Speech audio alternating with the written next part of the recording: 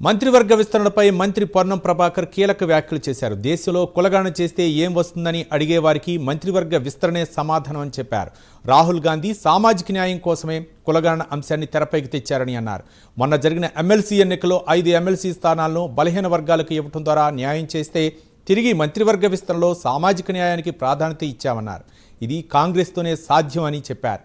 ఈ సందర్భంగా Rahul Gandhi, Kharge, CM Revanth Reddy, PCC chief Mahesh Kumar గౌడ్కు కృతజ్ఞతలు తెలిపారు. రాహుల్ గాంధీ కులగణన చేస్తే ఏం జరుగుతుందో దేశానికి తెలియజేశామన్నారు. తెలంగాణ కులగణనలో దేశానికి రోల్ మోడల్ అని కొనియాడారు మంత్రి పొన్నం. ఏం జరుగుతుందా అన్నటువంటి వాళ్లకు మంత్రివర్గ విస్తరణ ఒక జవాబు రాహుల్ గాంధీ గారు ఇచ్చింది. మొన్న జరిగినటువంటి ఎమ్మెల్సీ ఎన్నికల్లో 5 ఎమ్మెల్సీ ఎన్నికలు బలహీన వర్గాలకు సామాజిక న్యాయం జరిగితే తిరిగి ఈరోజు ఏర్పడుతున్నటువంటి మంత్రివర్గం కూడా అదే సామాజిక న్యాయానికి ప్రాధాన్యత ఇచ్చింది. ఇది కాంగ్రెస్తోనే సాధ్యం.